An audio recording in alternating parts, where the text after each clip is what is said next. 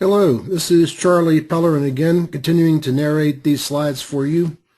As you see here, this is segment 2, a little more introductory information, and then exercise on building trustworthiness. I'd like to point out that the processes in the 4D system are all completely aligned, including this book, which aligns with the workshop chapter by chapter.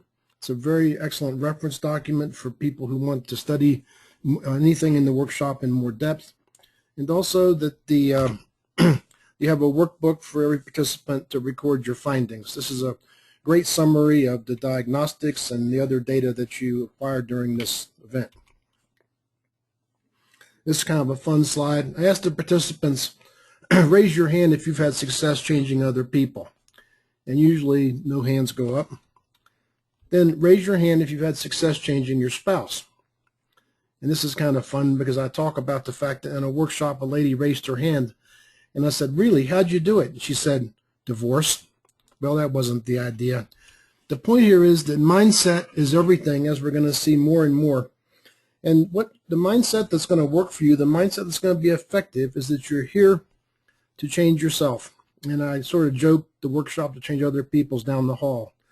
This is really important. I find people wandering all the time off to changing someone else, and this is a good reminder to bring them back to what we're here to do. I learned a long time ago that if you share something personal, it enhances your trustworthiness. When I worked, for example, as a business consultant, I had a new sponsor every 6 months because I usually worked at vice president level, and somebody rotated in and out of these jobs as they reorganized all the time. And I found that talking about the meaning that working for them as a consultant had was very important to continue my contract.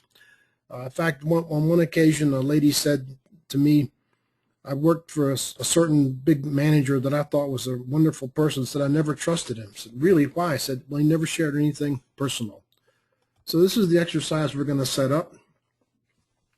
Ask each of the participants to write something about themselves that might surprise their colleagues on a white card on their table.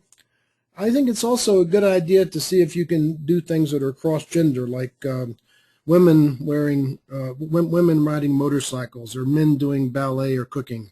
It's kind of fun. And then we collect all the cards. My second chair usually does this, reads the cards aloud, and the participants try and guess who it is. This even works with people who don't know each other. I've done this with unaffiliated groups. I'm not sure in a one-day workshop it's worth spending the time on this or not, but it could be. It's kind of really fun.